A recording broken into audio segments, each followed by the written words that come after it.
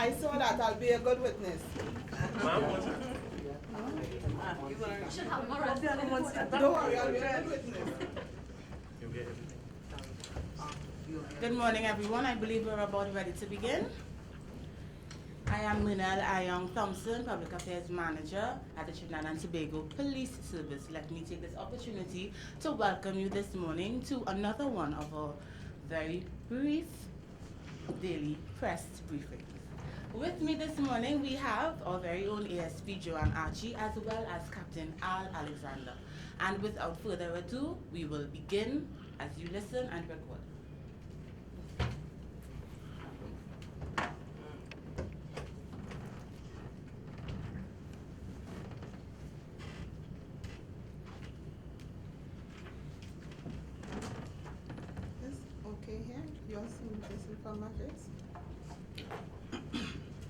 Morning, ladies and gentlemen. I have a few announcements. There were some questions that were sent. I will try to address those. Some of them I will not be able to today. However, I will do my best. In the Central Division, around 12:10 a.m. today, the victim, Angela Sinanan, 28 years, of Caroni Savannah Road, Charlieville, was at her home together with a relative when an argument ensued. The relative then went to the Shagona station and made a report. Police officers of the CID responded and visited the scene, where the deceased was found lying in a pool of blood, and she appeared to be dead. The DMO was contacted, viewed the body, announced the person to be dead, and ordered the removal of the body to the Forensic Science Center, Port of Spain. Officers of the Central Division, crime scene investigators, visited the scene. That relative is presently in police custody and is assisting police in investigations. And in the Western Division, around 6 p.m. on the 20th/9/11, a party of officers of the Western Division, including officers of the Criminal Intelligence Unit and the CID, under the supervision of Inspector Dan, acting on information received, went to Moraldo Street, Maraval, and found one Austrian Glock pistol in some bushes. No one was arrested. Again in the Western Division, one Taurus pistol with 6 rounds 9mm ammunition were found in an abandoned house at Raymond Street, Carenage, around 2:30 a.m. on the 20th of September, 2011. Information was received by members of the public, and at this point, I would like to take the opportunity to continue to urge the members of the public to assist the police. Around 9:30 a.m. today, officers of the Northeastern Division Task Force, headed by Acting Corporal Barat, intercepted a vehicle on the highway proceeding south in the vicinity of Grand Bazaar, where the occupant, one Russell Basdale, an employee of Win TV, was found to be in possession of 1.94 kilograms of marijuana. He was formally charged by PC Johnson.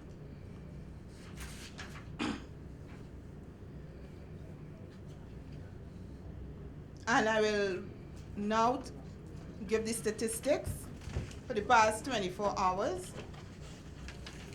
The total number of persons arrested, 122. Drug offenses, 20. Breach of curfew, 2. Firearm related, 3. Other offenses, 7. Serious offenses, 12. Outstanding warrants, 72. Inquiries 4. Traffic offenses 2. Fixed penalty notices 72. Firearms and ammunition 2 firearms, 25 rounds, ammunition, and 1 magazine. The total persons arrested as of August the 21st to September the 21st, 2,723. Drug offenses 537. Other offenses 30. Serious crimes 610. Homicide investigations 50. Breach of curfew 142. Inquiries 219. Traffic offenses 576. Ammunition 12,291. 28 magazines. Firearms seized 102. Outstanding warrants 686. Ladies and gentlemen, you may have read, and it is not to say that we have increased in these type of reports. However, I think it would be responsible of the police to alert members of the public with respect to the reports of rapes. Women are particularly vulnerable to additional threats at night, whether it's driving or commuting. And if you are attending a night event or walking home from work, it is advisable that you pack a pair of practical shoes so that you can move easily. Awareness is your first line of defense. Increasing your personal awareness is an integral part of crime prevention, and perhaps the single most important element of effective self-defense. Awareness of yourself, your surroundings, and your potential attackers' likely strategies. Avoid using shortcuts and badly lit areas. If you are commuting late at night, if in doubt, do not get in the vehicle. See who the occupants are. Learn to trust your instincts and listen to what your intuition tells you.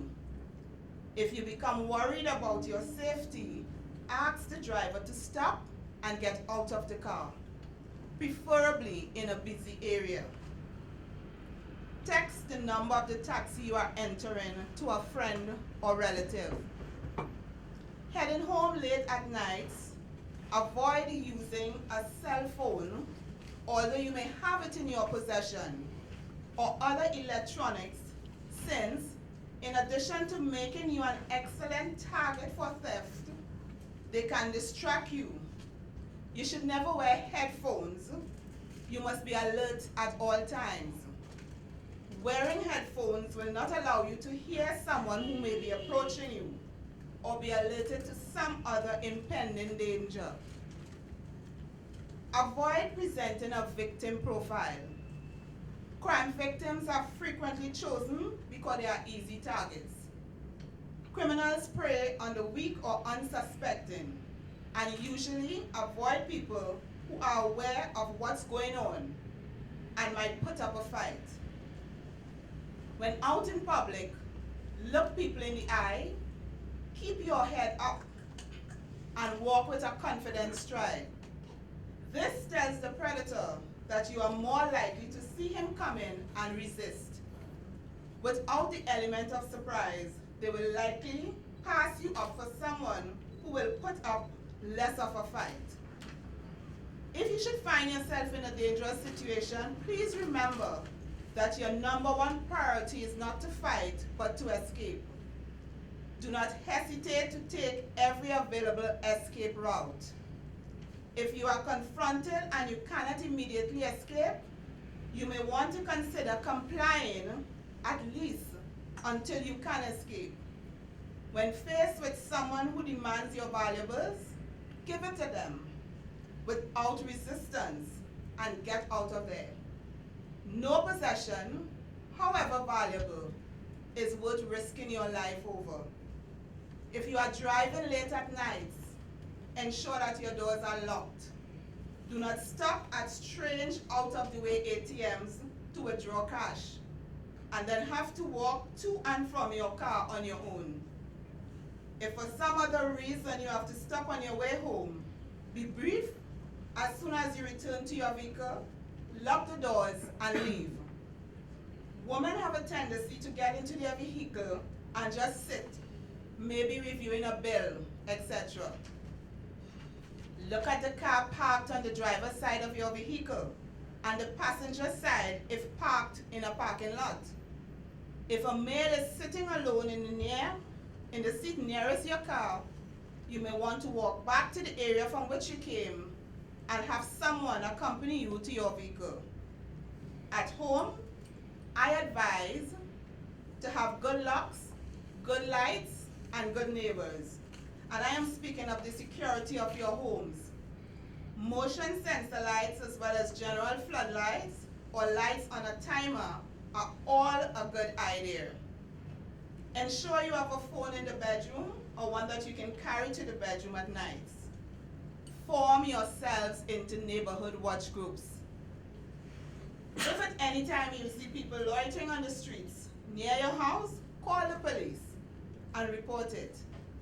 They may be looking at your neighbor's house to get an idea of their routine, but of course they may also be looking at yours.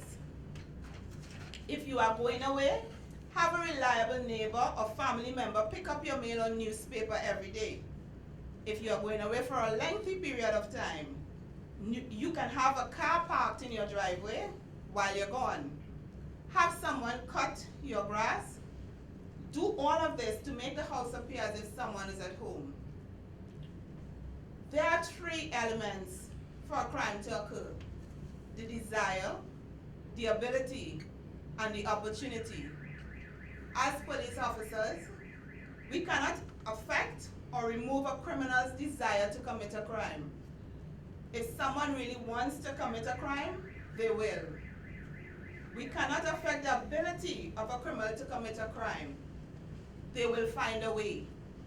They may use whatever means available.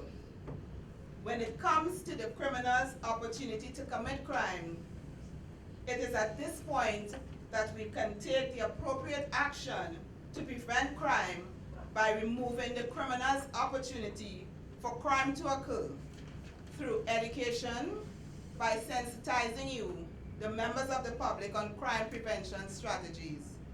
However, one of the most important aspects of crime prevention is commitment. We remain committed in the fight against crime. We continue to seek your support and cooperation in this fight, and together we will win. Ladies and gentlemen, that's my presentation today. Thank you.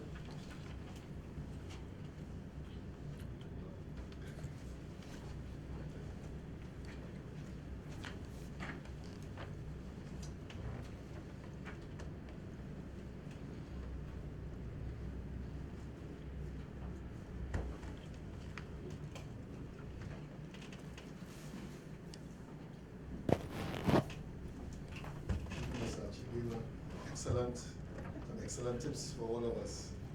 I hope that they be put on the website. Yes. Certainly well. Good morning, everyone. Over the last 24 hours, the Trinidad and Tobago Defense Force conducted a total of 13 mobile patrols in several areas of Trinidad and Tobago, including areas within the San Juan Laventille Regional Corporation, Diego Martin Regional Corporation, the Borough of Arima, the cities of Port of Spain and San Fernando, along with Chaguanas and Port Forte. This was supported by one aerial patrol as our Trinidad and Tobago Air Guard, as well as 13 maritime patrols in and around the coastline of Trinidad and Tobago. In terms of seizures, At 4:45 p.m. yesterday, 5 members of the Trinidad and Tobago Regiment, responding to information received from members of the public, went to Thompson Trace, MOVA, where they recovered a .38 revolver. The weapon was subsequently handed over to officers from the MOVA police station. No arrest were made. We once again sincerely thank the public for their assistance in recovering this firearm and other illegal arms.